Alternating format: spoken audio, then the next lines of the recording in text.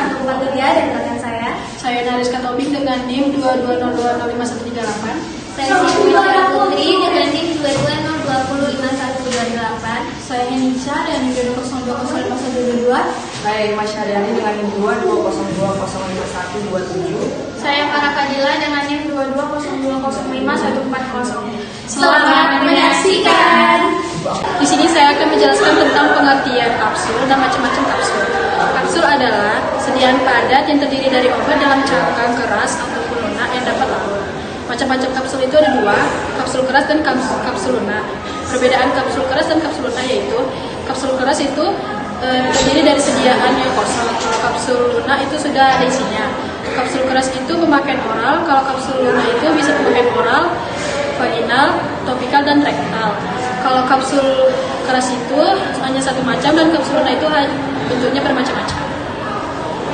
Baiklah, di sini saya akan menjelaskan sedikit tentang syarat-syarat kapsul. Syarat-syarat kapsul terdiri dari 4. Yang pertama, keseragaman bobot. Menurut FINC 3, keseragaman bobot dibagi menjadi dua kelompok, yaitu bobot berisi obat kering dan berisi obat cair. Yang kedua sendiri, waktu hancur. Yang ketiga, keseragaman sediaan itu terbagi menjadi keseragaman bobot untuk kapsul keras dan keseragaman kandungan untuk kapsul lunak serta uji disolusi.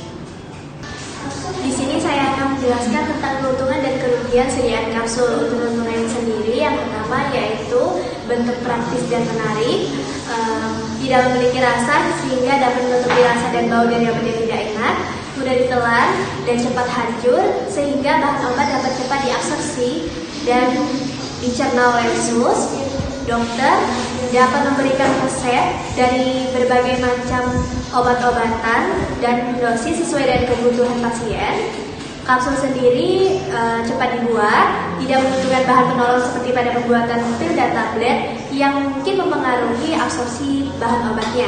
Sedangkan untuk kerugian sediaan kapsul yaitu tidak untuk bahan-bahan yang mudah menguap, sebab pori-pori cangkang tidak menahan penguapan, tidak untuk zat-zat higroskopis, tidak untuk zat-zat yang bereaksi pada cangkang kapsul, tidak untuk balita, tidak dapat dibagi. Misalnya 1/2 kapsul. Baiklah, di sini saya akan menjelaskan perhitungan resep kapsul. Baiklah, untuk resep kapsul, dokter meminta paracetamol 250 mg dan CTM 2 mg, di mana diminta 12 buah kapsul untuk body 8 tahun. Nah, karena pada resep ada CTM, maka dilakukan perhitungan dosis, di mana CTM memiliki dosis hanya 1 hari yaitu 40 mg. Untuk umur 8 tahun yaitu 8/20 dikali 40 mili sama miligram sama dengan 16 mg. Nah, langsung masuk ke persen 1 harinya, yaitu 2 dari dosis pemakaian yang ada di resep dikali 3 karena signanya 3 kali dikali 100% per 16 mili, maka dapat hasilnya 37,5% tidak overdosis. Nah, setelah itu kita masuk ke perhitungan bahan, di mana paracetamol pada resep yaitu 250 mg dikali dengan jumlah yang diminta dokter yaitu 12 buah kapsul. Nah, maka paracetamolnya yaitu 3000 mg. Nah, yang kedua yaitu CTM 2 mg dikali 12 sama dengan 24 mg.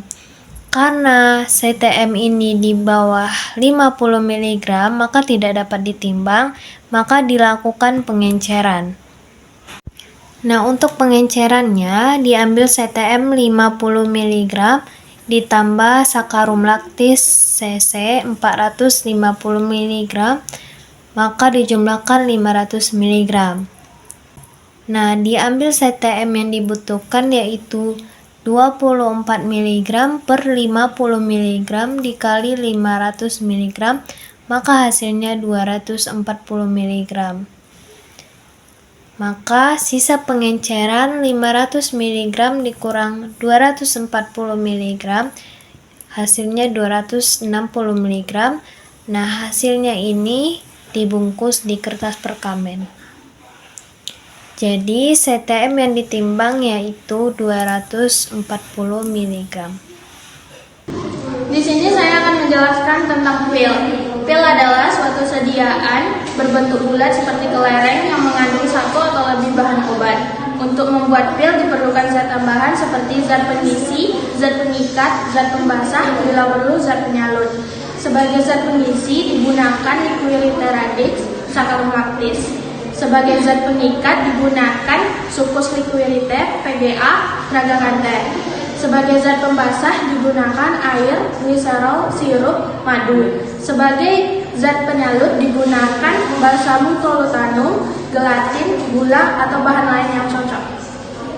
Kelebihan dan kekurangan pil. Kelebihannya yaitu yang pertama, mudah digunakan atau ditelan. Yang kedua, dapat menutupi rasa obat yang tidak enak. Yang ketiga, sangat baik untuk sediaan yang diharapkan penyerapannya lebih lambat.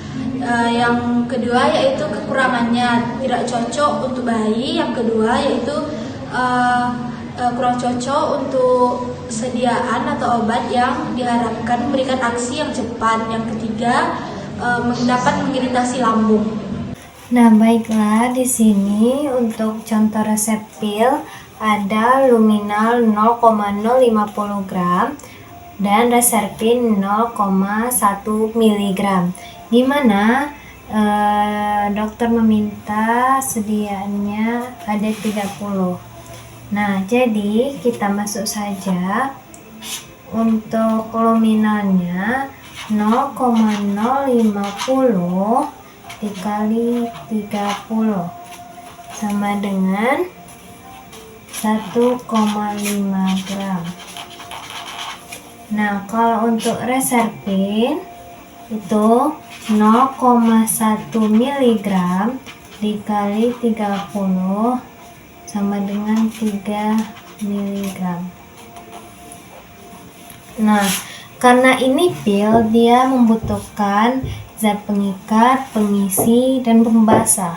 Nah, untuk liquiriter radixnya yaitu digunakan sebanyak 2 gram. Dan sucus liquiriternya sebanyak 1 gram. Dan pembasahnya aqua glycerinata secukupnya. Nah, jadi untuk luminalnya 0,050 gram setara dengan 50 mg dikali 30, maka hasilnya 1,5 gram. Dan untuk reserpin 0,1 mg dikali 30 hasilnya 3 mg. Nah, radix, sucus, dan aqua glycerinata adalah zat pengisi, zat pengikat, dan zat pembasah.